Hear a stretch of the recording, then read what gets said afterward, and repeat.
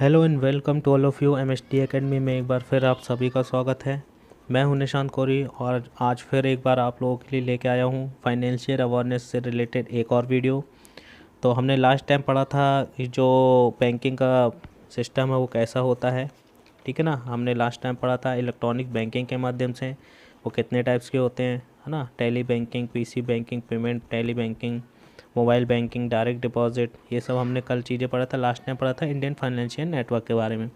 तो चलिए स्टार्ट करते हैं आज के नए टॉपिक के साथ। तो जो नया जो टॉपिक है देखिए वो ये है कि major step of new banking system, है ना। नई बैंकिंग प्रणाली के लिए एक महत्वपूर्ण कदम उठाया था सरकार ने, आरबीआई ने। देखते हैं वो क्या था। पहला था बैंकिंग लोकपाल योजना, ठीक है ना। बैंकिंग लोकपाल योजना, ठीक ना। वो क्या थी, यह योजना कब आई थी? 14 जून 1995 से अभी तक चल रही है ना। यह योजना आरबीआई के नियंत्रण और देखरेख में काम करती है ना। विवादों को जल्दी निपटाना, है ना, कम खर्च में निपटाने और कानूनी शक्तियों के साथ बैंकिंग लोकपाल एक स्वतंत्र संस्था है। कम खर्चे काम नहीं है, कम है, ठीक है। ये सब चीज़ें कम खर्चे में निपटाना है ना, जल्दी काम करना है, विवादों से जल्दी बच के करना है। तो इसमें बैंकिंग लोकपाल की बहुत महत्वपूर्ण भूमिका निभाते हैं, ठीक है। तो आरबीआई ने पूरे देश में 15 बैंकिंग लोकपाल नियुक्त किए हैं, ठीक है ना। ये पोस्ट है भाई, है ना। बैंकिंग लोकपाल एक पोस्ट है, लोकपाल एक पोस्ट होती है। तो भारत ने क्या, आरबीआई ने क्या किया पूरे देश में, है ना। भारत में कितने बैंकिंग लोकपाल हैं? 15 बैंकिंग लोकपाल हैं। इस व्यवस्था का उद्देश्य क्या है? ज़्यादा कानूनी पेचीदगियों के बिना शिकायतों का जल्दी निपटारा सुनिश्चित करना है। मतलब जल्दी जल्दी ग्राहकों की जो प्रॉब्लम्स है उसको निपटाना है ना। कोई भी ग्राहक जिसकी शिकायत का बैंक द्वारा संतोषजनक समाधान नहीं किया जाता है वो लोकपाल के पास जा सकता है। मतलब बैंक अगर उसको संतोषजनक आंसर नहीं दे पा रहा है कि भाई हमारे खाते में ये क्या प्रॉब्लम हुई, है ना, तो वो क्या कर सकता है? लोकपाल से डायरेक्ट कांटेक्ट कर सकता है, ठीक है ना। 3 फरवरी 2009 को आरबीआई द्वारा भारत सरकार की सलाह से बैंकिंग लोकपाल योजना 2006 को फिर से संशोधित किया गया, है ना। और शिकायतों के नए कारणों को शामिल करने के लिए यह योजना का दायरा बढ़ा दिया गया है, ठीक है ना। क्या क्या चीज़ें होती हैं देखिए इसमें, देखते हैं हम। मोटे तौर पर निम्नलिखित शिकायतें लोकपाल योजना के दायरे में आती हैं, है ना। ऐसा नहीं कि आप वहाँ चले गए, भैया बोले हमारे 10 रुपये कट गए तो लोकपाल उसको सॉल्व थोड़ी करेगा, ठीक है ना। कुछ महत्वपूर्ण शिकायतें हैं जो आप सीधे लोकपाल से पूछ सकते हैं या शिकायतें कर सकते हैं, ठीक है ना। देखिए पहली क्या आती है? पहली आती है क्रेडिट कार्ड से संबंधित शिकायतें आप कर सकते हो उनसे, ठीक है ना। दूसरी आती हैं पेंशन से संबंधित शिकायतें आप कर सकते हो, या बैंक के प्रतिनिधि द्वारा सीधी बेची गई सुविधाओं सहित वादे के मुताबिक सेवाएं नहीं प्राप्त करने के संबंध में आप शिकायत कर सकते हो, है ना। किसी बैंक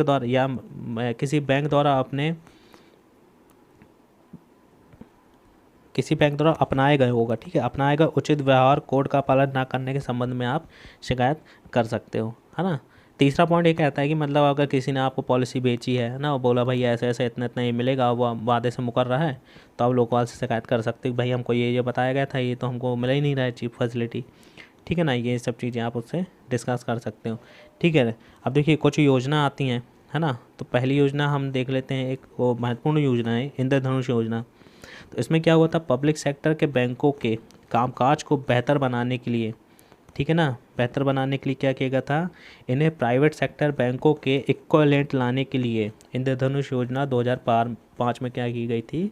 शुरुआत की गई थी, ठीक है ना। इस योजना में 7 पुनरुत्थान प्लान हैं, मतलब 7 वर्णों में इसको शामिल किया गया है जो ए से जी तक आते हैं, ठीक है ना। ए से जी तक देखिए क्या आते हैं।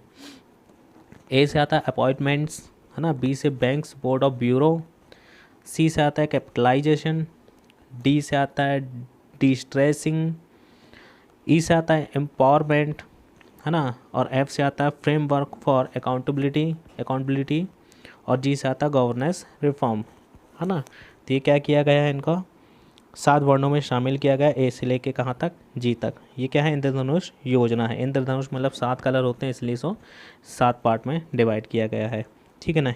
काहे के लिए डिवाइड किया गया है? देखिए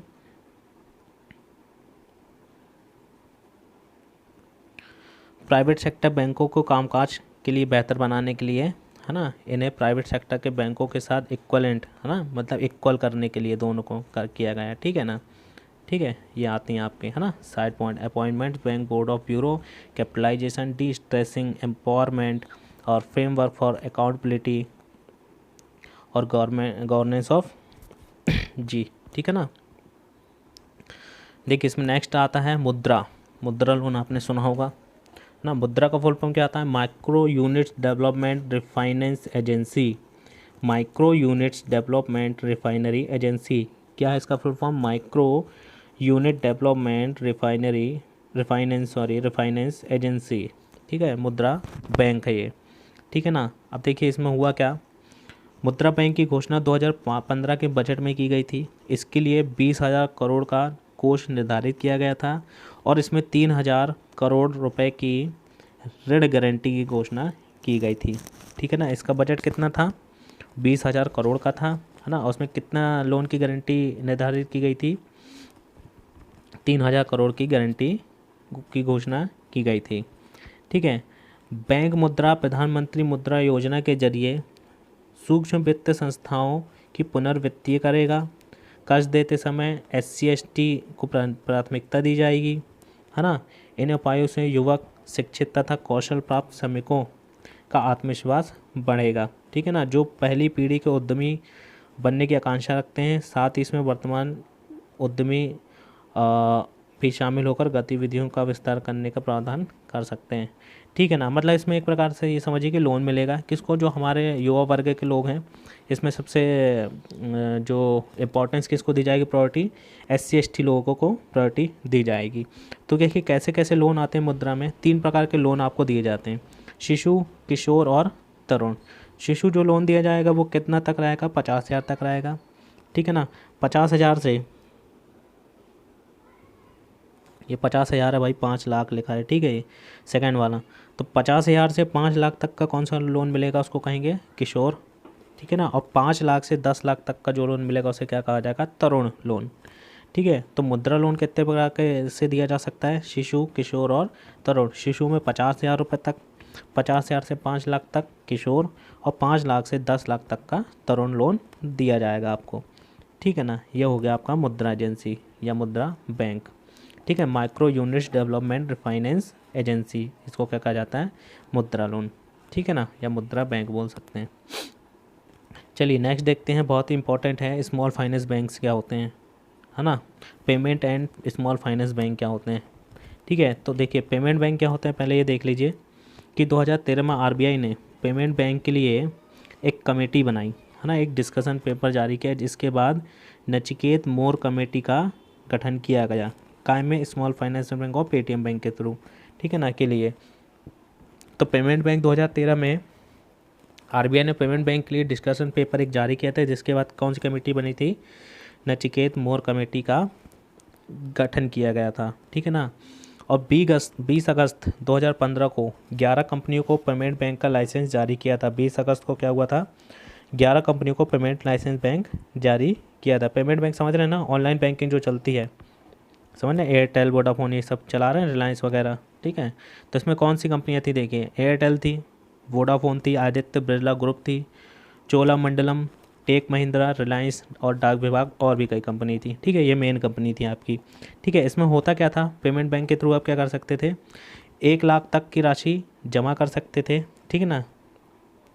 लेकिन ATM कार्ड और डेबिट कार्ड जारी नहीं कर सकती थी ये कंपनियां, ठीक है ना। सिर्फ पैसा जमा कर सकती थी, 1 लाख तक की लिमिट थी, पैसों को लेन देन किया जा सकता था, है ना। लोन नहीं दे सकते थे ये, ठीक है ना, ऋण नहीं दे सकते थे ये, ठीक है ना। और केवल नकदी व सरकारी सिक्योरिटी ही जमा कर सकते थे ये, ठीक है ना। ये पेमेंट बैंक के अंडर में आता था, है ना। अब देख लेते हैं भारतीय डाक भुगतान बैंक, है ना। इसमें क्या हुआ था? देखिए ये भी, इसकी भी शुरुआत की गई थी, हमने जैसे देखा। तो इसकी शुरुआत कब की गई थी? 1 सितंबर 2018 में, है ना। प्रधानमंत्री नरेंद्र मोदी द्वारा ये योजना ये भुगतान सेवा शुरू की गई थी, भारतीय डाक भुगतान बैंक। यह बैंक भारत सरकार के डाक विभाग, संचार मंत्रालय के अधीन एक सार्वजनिक क्षेत्र का बैंक है, ठीक है ना। मतलब ऑनलाइन आपको ये सब चीज़ें प्रोवाइड करवाता है, ठीक है ना। इसको खोलने का उद्देश्य ये था कि देश में ग्रामीण क्षेत्रों में बैंकिंग व्यवस्था में सुधार करना है ना। यह पेटीएम और एयरटेल के बाद तीसरा भुगतान बैंक है है ना, जिसे आरबीआई द्वारा लाइसेंस प्राप्त हुआ है। ठीक है ना, ऑनलाइन बैंकिंग की सुविधा दी गई है आपको। ठीक है, भारतीय डाक भुगतान बैंक के थ्रू। ठीक है, अब देखिए स्मॉल फाइनेंस बैंक क्या होते हैं, बहुत इंपॉर्टेंट है ये स्मॉल फाइनेंस बैंक। ठीक है, अब देखिए इसमें क्या होता है, फाइनेंशियल इंक्लूजन को बढ़ावा देने के लिए आरबीआई ने क्या किया था, 2015 में ही पेमेंट बैंकों के साथ 10 स्मॉल फाइनेंस बैंक को भी क्या किया था, ऑपरेटिंग लाइसेंस प्रदान किया था। लेकिन इन प्रिंसिपल अप्रूवल के रूप में दिए गए थे ये, है ना, जो कि 18 महीने तक के लिए क्या थे, वैलिड थे। ठीक है ना, ताकि ये इकाइयाँ और लघु ऋणों की स्थापना संबंधी दिशा निर्देशों का अनुपालन का कार्य पूरा कर सकें। ठीक है ना, इनको कितने समय के लिए दिया गया था लाइसेंस, 18 महीने के लिए दिया गया था। ठीक है ना, कितने लघु बैंक बने थे और 10 बने थे। ठीक है ना, देखिए कौन कौन से थे पहले हम देख लेते हैं, इंपॉर्टेंट जो बने थे। देखिए पहला था, देखिए कंपनी का नाम है ना, capital local area bank private limited. ठीक है ना, capital local area bank limited, इसकी स्थापना 24 अप्रैल 2016 को हुई थी। है ना, बैंक कौन सा था, कैपिटल लघु वित्त बैंक। है ना, इसका मुख्यालय कहाँ पे है, जालंधर में हैगा। कंपनी का नाम है और ये बैंक का नाम है, दोनों अलग अलग हैं, ध्यान रखिएगा। है ना, सेकंड आया था Equitas financial services private limited, इसकी स्थापना हुई थी 5 सितंबर 2016 को। इक्विटास लघु वित्त बैंक इसका नाम है और इसका मुख्यालय कहाँ पे आपका, चेन्नई में है। थर्ड जो आया था वो आया था सूर्योदय माइक्रो फाइनेंस प्राइवेट लिमिटेड, 23 जनवरी 2016 को यह बना था और इसमें कौन सा बैंक था, सर्वोदय लघु वित्त बैंक, इसका मुख्यालय मुंबई में है। फोर्थ जो कंपनी थी उत्कर्ष माइक्रो फाइनेंस लिमिटेड, है ना, प्राइवेट लिमिटेड, इसकी स्थापना भी 23 जनवरी 2017 को हुई थी। बैंक का नाम क्या था, उत्कर्ष लघु वित्त बैंक, इसका मुख्यालय वाराणसी में है। नेक्स्ट जो कंपनी थी Ujjivan financial service private limited, 1 फरवरी 2017 को इसकी स्थापना हुई थी। कौन सा बैंक बनाया था इनने, उज्जीवन लघु वित्त बैंक बनाया था, इसका मुख्यालय कहाँ पे है, बेंगलुरु में स्थापित है। इसके बाद कौन सा आया था, इसके बाद आया था ESAF, है ना, ESAF कंपनी ने 10 मार्च 2017 को ये बैंक की स्थापना की थी। क्या नाम था, ESAF लघु वित्त बैंक, जो कि कहाँ पे, त्रिशूर में है। नेक्स्ट आया था EU फाइनेंशियल इंडिया लिमिटेड, 19 अप्रैल 2017 को इसकी स्थापना हुई थी। EU लघु वित्त बैंक के नाम से है ये, जयपुर में इसका हेडक्वार्टर है। नेक्स्ट था दिशा माइक्रोफिन प्राइवेट लिमिटेड, इसकी स्थापना 21 जुलाई 2017 को हुई थी। फिनकेयर लघु वित्त बैंक इसका नाम है, बेंगलुरु में इसका हेडक्वार्टर है। नेक्स्ट आया था RGVN micro finance private limited, 17 अक्टूबर 2017 को इसकी स्थापना हुई। नॉर्थ ईस्ट लघु वित्त बैंक इसका नाम है। ठीक है ना, ये कंपनी का नाम है RGVN, इसने कौन सा बैंक बनाई, नॉर्थ ईस्ट लघु वित्त बैंक, इसका हेडक्वार्टर कहाँ पे है, नॉर्थ ईस्ट मतलब समझ जाइएगा गुवाहाटी में है। नेक्स्ट जो आया था जना लक्ष्मी बैंक था शायद ये, है ना, जना लक्ष्मी फाइनेंशियल प्राइवेट लिमिटेड था, इसकी स्थापना हुई थी 29 मार्च 2018 को। जना लघु वित्त बैंक, जना है ये, जन नहीं है। ठीक है, जना Lakshmi financial services private limited, इसका मुख्यालय कहाँ पे है, बेंगलोर में स्थित है। ठीक है, इसके बाद जो new banking platform for payment के लिए और भी चीज़ें आई थी, हम देख लेते हैं वो क्या क्या थी, है ना। नेक्स्ट टॉपिक हमारा क्या है, ऑनलाइन जो पेमेंट वगैरह होती है। ठीक है, new banking platform for payment, है ना। अब इसमें देखिए क्या था, इसमें पहला आया था NPCI, national payment corporation of India, NPCI। ठीक है, अब इसके अंतर्गत क्या हुआ था, NPCI भारत में सभी भुगतान प्रणाली के लिए एक छत्र संगठन है। ठीक है ना, इसे RBI और IBA, ठीक है, RBI और IBA मतलब भारतीय बैंक संघ के मार्गदर्शन और समर्थन के साथ स्थापित किया गया था। 2005 में भुगतान और निपटारण की प्रणाली के लिए, है ना, एक्सचेंज एंड सुपरविजन बोर्ड की स्थापना के बाद देश में सभी रिटेल प्रणालियों के लिए एक छत्र संस्था स्थापित की गई, जिसका उद्देश्य क्या था, सभी रिटेल भुगतान प्रणालियों के लिए नेशन वाइड यूनिफॉर्म और स्टैंडर्ड बिजनेस प्रक्रिया में सेवा स्तर को बदलकर कई प्रणालियों को एकजुट और एकीकृत मतलब यूनाइटेड एंड इंटीग्रेटेड करना था। ठीक है ना, इसका अन्य उद्देश्य देश भर में आम आदमी को प्रॉफिट करने और फाइनेंशियल इंक्लूजन में सहायता के लिए एक सस्ती भुगतान तंत्र सुविधा की योजना की गई थी। सिंपल सौ की सीधी एक बात बोलूँ तो भाई ये है कि पेमेंट को जल्दी ट्रांसफ़र करने के लिए सुविधा प्रदान की गई है, ठीक है ना, बस इतना समझिए आप। ठीक है, तो देखिए क्या थी पहली तो ये थी कि भाई NEFT है ना, नेशनल इलेक्ट्रॉनिक्स फंड ट्रांसफ़र, है ना, NEFT। देखिए क्या होता है, ये सब लोग को कौन लोग यूज़ करते हैं मैं आपको बता रहा हूँ। जो संस्थाएं होती, कंपनी होती है। अब जैसे मान लीजिए कि मेरी एक कंपनी है ना, रिलायंस मेरी कंपनी है। अब मेरे अंडर में मेरी कंपनी में 1000 लोग हैं काम कर रहे हैं। अब मैं उनको पेमेंट कैसे करूँगा, है ना, तो मैं NEFT करूँगा, है ना। RTGS का पेटीएम थोड़ी यूज़ करूँगा उनके लिए कि पेटीएम में उनका नंबर लूँगा, बोलूँगा भैया नंबर दे दो, मैं आपको पेमेंट कर देता हूँ। नहीं, ऐसा नहीं होता। NEFT के थ्रू इकट्ठा सबको पेमेंट की जाती है, ठीक है ना। तो ये कंपनी बड़ी बड़ी कंपनियाँ हैं, अच्छी अच्छी कंपनी यूज़ करती हैं NEFT, RTGS, ये सब चीज़ें, ठीक है। पेमेंट का एक सिस्टम है, बस और कुछ नहीं है, ठीक है। तो पहला क्या आता है, NEFT, national electronics fund transfer. इसमें देखिए क्या होता है, यह देश में इंटरनेट के माध्यम से फ़ंड ट्रांसफ़र करने का एक तरीका है, ठीक है ना। कोई भी व्यक्ति, फर्म या कंपनी एक बैंक शाखा से किसी दूसरी बैंक या उसी बैंक की शाखा में किसी व्यक्ति, फर्म या कंपनी के खाते में पैसा ट्रांसफ़र कर सकती है। मतलब एक कोई भी कंपनी दूसरे कंपनी में पैसा ट्रांसफ़र कर सकती है, या तो वही ब्रांच हो या तो कोई और भी ब्रांच हो सकती है, ठीक है ना। तीसरा क्या आता है इसमें, इसके अंतर्गत 2 लाख तक की राशि एक बार में ट्रांसफ़र की जा सकती है, ठीक है ना। 2 लाख तक राशि की जा सकती है, ट्रांसफ़र की जा सकती है। नेक्स्ट इसमें पॉइंट है, बिना स्वयं का उस बैंक में खाता होते हुए भी नगद राशि जमा करने पर दूसरी बैंक पे पैसा ट्रांसफ़र किया। मतलब आपका अकाउंट भी अगर उस बैंक में नहीं है तो भी आप पैसा जमा कर सकते हो, ठीक है ना। चौथी लाइन आती है, इसके लिए पैसा जमा करने वाले को व्यक्ति को अपना पहचान प्रमाण पत्र देना होगा, बस, ठीक है। अगर आपका उस बैंक में खाता नहीं है और आप चाहते हो कि उस बैंक से दूसरी बैंक में कहीं पैसा ट्रांसफ़र किया जाए, तो आपको कुछ नहीं करना होगा, अपने आइडेंटिटी कार्ड ले जाइए, कुछ भी, उसके थ्रू आपको क्या होगा, पैसा ट्रांसफ़र कर दिया जाएगा, ठीक है ना। ये होता है NEFT। दूसरा आता है RTGS, real time gross settlement. Real time से समझ में आ रहा है कि भाई एक टाइमिंग होगी, है ना, रियल टाइम। इसमें क्या होता है, देखिए, एक बैंक से दूसरे बैंक में फ़ंड ट्रांसफ़र करने का रियल टाइम में फ़ंड ट्रांसफ़र करने का एक बहुत ही अच्छा सिस्टम है ये, ठीक है। रियल टाइम का अर्थ क्या होता है, फ़ंड तुरंत ट्रांसफ़र करना, है ना, बिना किसी समय गवाए, ठीक है ना। ये रियल टाइम का मतलब होता है ना। बिना किसी टाइम डिफरेंस के क्या होता है, तुरंत फंड ट्रांसफ़र करना, है ना। जैसे देखे होगा आपने कि पेटीएम में हम पैसा ट्रांसफ़र करते हैं तो उसमें सेटलमेंट का ऑप्शन होता है कि भाई आप कब पैसा अपने खाते में लेना चाहते हैं, 1 दिन बाद, 2 दिन बाद, 24 घंटे बाद। तो यहाँ पे ऐसा नहीं है।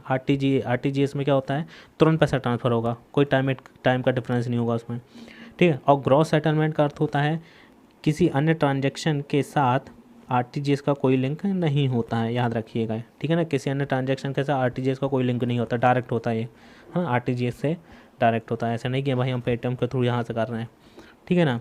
नेक्स्ट होता है, एक बार में प्रोसेस होने के बाद ये लास्ट पेमेंट माना जाता है आपका, ठीक है ना। मतलब आप उसको चेंज नहीं कर सकते, ठीक है ना। इसमें ये रहता है, प्रक्रिया अंतिम मानी जाती है, ठीक है। RTGS द्वारा लेन देन के लिए न्यूनतम जो सीमा है वो 2 लाख है ना। NEFT में कितनी भी है, NEFT में भी कितनी है, 2 लाख है, इसमें भी कितनी है, 2 लाख है। लेकिन RTGS में एक टाइम है ना। RTGS में ट्रांजेक्शन को जो टाइम हो कितना है, सुबह 8 से लेकर शाम को 6 बजे तक किया गया है, याद रखिएगा। कितना टाइम है RTGS के लिए, सुबह 8 बजे से शाम के 6 बजे तक आप फंड ट्रांसफ़र कर सकते हो, एनी टाइम नहीं कर सकते, ठीक है। ये होता है RTGS, और मैंने आपको पढ़ा दिया क्या, NEFT, ठीक है। इसको याद रखिएगा।